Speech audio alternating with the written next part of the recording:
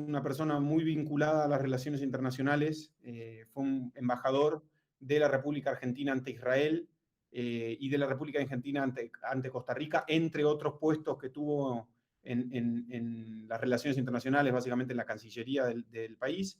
Eh, Contanos tu mirada, Mariano. Mariano está muy vinculado hoy al Juntos por el Cambio y a la mirada de Juntos por el Cambio de lo que es el panorama internacional. Te escuché conversando con Nelson Castro en TN de este tema. Me pareció tu mirada extremadamente clara.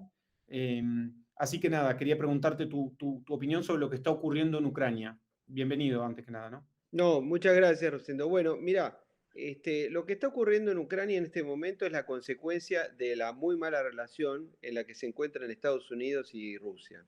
Y es una relación que ha ido descendiendo en el tiempo, en los últimos 30 años, a partir de un malentendido histórico que tuvo lugar al fin de la Guerra Fría y que se explica básicamente por la expansión de la OTAN, que es una política que hizo Estados Unidos y Europa Occidental en expandir la organización del Tratado del Atlántico Norte a través de países, a lo largo de países, cuyos territorios eran parte del Pacto de Varsovia y algunos incluso de repúblicas soviéticas, como las del Báltico.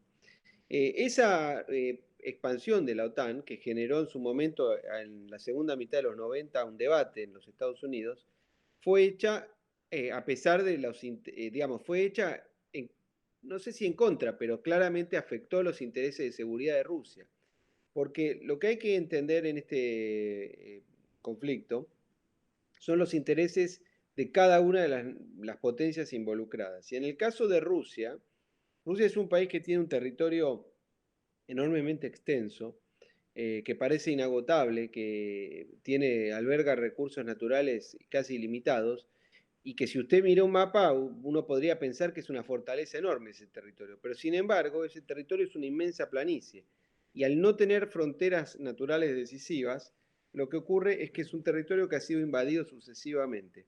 Y en los últimos 2 siglos es un territorio que fue invadido por fuerzas provenientes de Occidente, como fueron la Francia napoleónica y la Alemania nazi.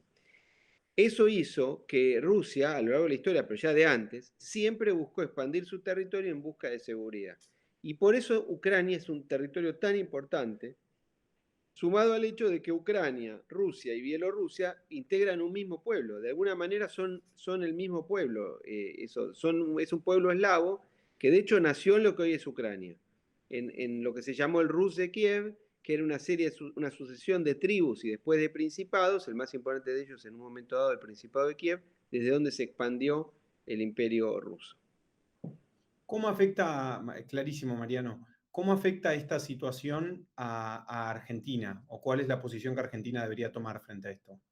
Bueno, Argentina es un país que tradicionalmente ha adherido a la idea de que los conflictos de esta naturaleza deben ser resueltos por vía pacífica, por vía negociada, por las vías del derecho internacional. Y en ese sentido es muy importante que todas las fuerzas políticas argentinas se expresen en ese plano, en ese sentido, con la idea de que se deben respetar los principios del derecho internacional,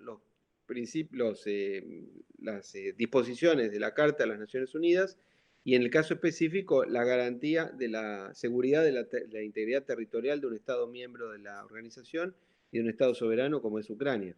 Eh, Creo que el comunicado que hizo el gobierno argentino hoy jueves 24 fue correcto, tal vez tardío, porque los días previos hicieron un comunicado que no incluía la denuncia sobre la violación a la integridad territorial de Ucrania, pero finalmente hoy fue correcto. Y el comunicado que hizo Juntos por el Cambio va en el mismo sentido, o sea que en ese plano ha sido correcto.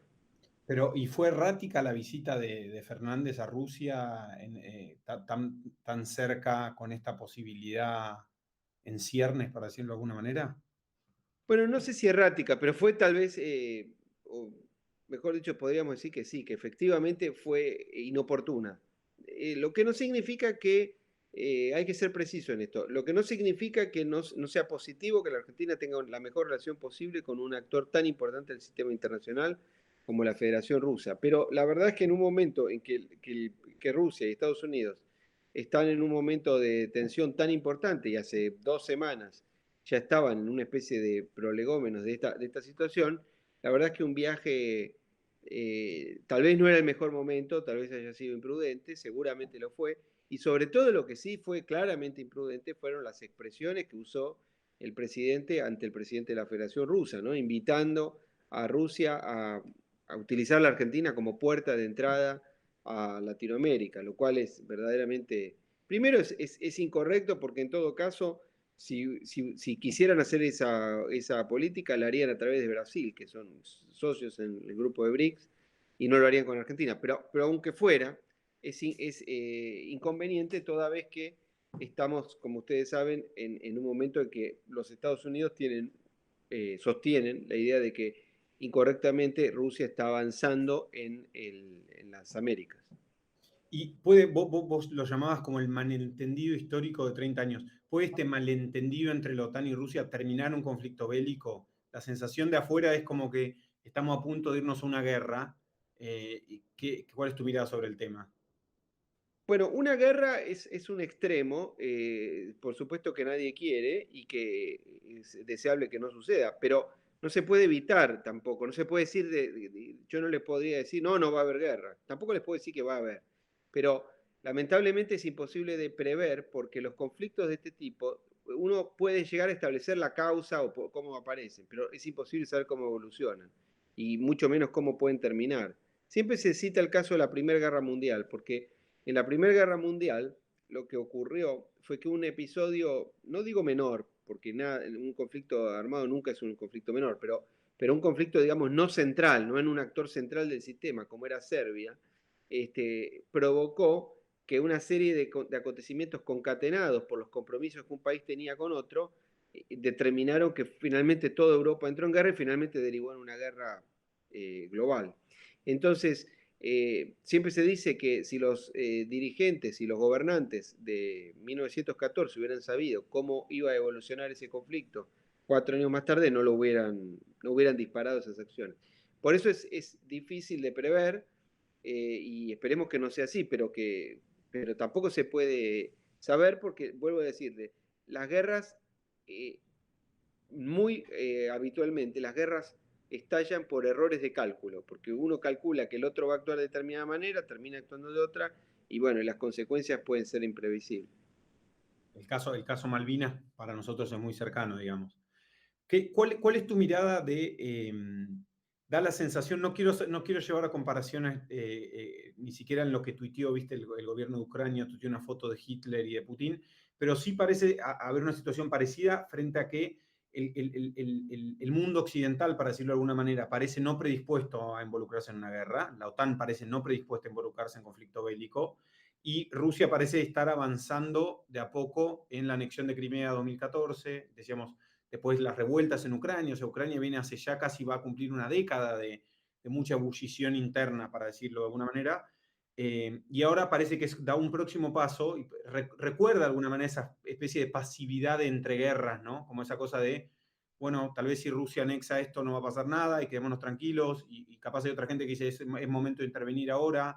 No parece ser el Estados Unidos interventor de otro momento, digamos, ¿no? La salida de Afganistán parecía ser que no hay un país propenso a involucrarse de manera bélica, menos a esta escala. ¿Cuál es tu mirada? No, coincido casi totalmente con lo que vos decís, pero vayamos a ver por temas. Lo que pasa es que Estados Unidos sigue siendo el país más importante del mundo, primer término. Pero hace 30 años, cuando comenzó el periodo histórico que vivimos hoy, que es a partir del fin de la Guerra Fría, Estados Unidos emergió de la Guerra Fría, del fin de la Guerra Fría, como una superpotencia, en realidad como la única superpotencia, porque la Unión Soviética se disolvió, porque el Imperio Soviético se disgregó y porque China en ese momento todavía no había completado el ascenso que la llevó a ser la segunda economía del mundo o casi rival de los Estados Unidos como es hoy. Entonces, en ese momento unipolar, donde Estados Unidos emergió con ese grado de poder, Estados Unidos vivió a partir de ese momento una tensión, como a lo largo de su historia la ha vivido, sobre qué rol debe tener un país como ese en el mundo. Hay una visión, podríamos titular como realista, poner un título simple pero efectivo, que sostiene que los Estados Unidos son una nación entre otras y que por muy poderosa que sea, debe actuar en el plano internacional solamente cuando sus intereses vitales están comprometidos. Pero hay otra visión, que es la visión idealista, o la visión que en Estados Unidos se llama los liberal, pero en el sentido del término americano, no el nuestro, que liberal significa otra cosa, pero en el sentido norteamericano o anglosajón, que tiene la idea de que Estados Unidos no es un país más del sistema, sino que es un país llamado a cumplir una misión en el mundo, porque las obligaciones que surgen de una potencia de esa naturaleza la llevan a tener que promover. Es una idea que confunde de alguna manera la idea del poder y la virtud. Esto ha estado presente a lo largo de la historia con muchísimos imperios. También le pasó a Roma, por ejemplo. Pero a muchos imperios le ha sucedido y es natural que así sea. Yo estoy tratando de describir el fenómeno sin entrar a decir si está bien o está mal. Pero lo que quiero decirles es que esa idea es la que durante la segunda administración de Clinton y especialmente durante la administración de Bush padre, y en alguna medida con Obama, hizo que Estados Unidos tuviera una actitud de promoción de la democracia en el mundo en desarrollo o en otras regiones, casi aceleradamente y por la fuerza. Y en ese sentido se hizo la operación en Irak, pero en su momento se hizo la operación en los Balcanes, es lo que llevó a la situación en Afganistán, es lo que llevó al gobierno de la administración Obama a la tan problemática situación en la llamada primavera árabe. Mientras que del otro lado hay otra visión, que es la visión realista y restrictiva de la política exterior, que sostiene que los Estados Unidos no deben meterse en esa situación y que solamente deben actuar de manera reluctante, como dijo en su momento el presidente Teddy Roosevelt, cuando está obligado por el compromiso de sus intereses vitales, que claramente, por ejemplo, no lo están en Ucrania, los intereses vitales de Estados Unidos comprometidos. Ahora, esas son las dos políticas, yo le puedo decir con cuál me siento más identificado, cuál no, pero le estoy tratando de decir cuáles son las dos políticas. En ese esquema es que los Estados Unidos están viviendo ese momento unipolar que ya está terminando, pero que todavía tiene una incidencia, y le ha parecido a Estados Unidos una potencia rival como China, que a diferencia de la Unión Soviética, China es un país que tiene un aparato económico que realmente puede rivalizar en términos económicos con Occidente. Es buenísimo, me da para preguntarte 50 cosas distintas, me quiero quedar con este tema porque me parece que sirve para una próxima conversación, Mariano. Contame, ya que estabas hablando de Estados Unidos, tu mirada sobre por qué Argentina pertenece al hemisferio occidental y qué significa eso para vos y cuál es nuestra tradición, si querés ponerlo de alguna manera. Bueno, la Argentina es un país latinoamericano y Latinoamérica es parte de Occidente. Nuestra cultura, la cultura latina, es parte de la cultura occidental. Si se quiere, como dijo Alain Rouquier, por ejemplo, es parte de la periferia de Occidente o el extremo Occidente. Como también Europa del Este es el extremo de Occidente. Pero obviamente nuestros valores, nuestra cultura, está enraizada en los valores occidentales o de gobierno limitado. La idea de que en el centro de la atención y que el paradigma central es el individuo, es decir, que las personas tienen derechos anteriores al Estado, que en todo caso el gobierno o el Estado fue creado para proteger nuestros derechos. Es la idea de los derechos naturales, que hoy no se habla ya de derechos naturales, pero hoy se habla de derechos humanos o derechos individuales, pero originalmente eran los derechos naturales. La idea de que las personas están dotadas de determinadas facultades por el hecho de ser personas y que el Estado no puede decirle a cada uno qué es lo que debe hacer, sino que en todo caso puede poner reglas para que convivamos entre todos y que los derechos de uno ceden solamente cuando atacan a los derechos de otro. Bueno, esa es una cosmovisión, es un paradigma cultural que rige en Occidente al que la Argentina y los países latinoamericanos pertenecemos en ese sentido. Hay otros países y otras culturas que tienen otros paradigmas. Por ejemplo, si usted va a Asia, no tienen ese paradigma. En China no tienen ese paradigma. Y en Rusia no lo tienen enteramente tampoco. Eso no está ni bien ni mal. Nosotros debemos respetar a los países que tienen otra cultura y otra idiosincrasia. Pero en esta región del mundo, donde estamos nosotros geográficamente, hay una serie de compromisos que un país como Argentina ha tomado a través de la Carta de la OEA, a través de la Carta Democrática de la OEA, las cláusulas democráticas del Mercosur, que implican una serie de compromisos de promoción de la democracia y de los derechos humanos en los países que forman parte de ese sistema. Por eso es tan grave que el gobierno argentino, por ejemplo, no condene las violaciones a los derechos humanos en Venezuela, en Cuba o en Nicaragua.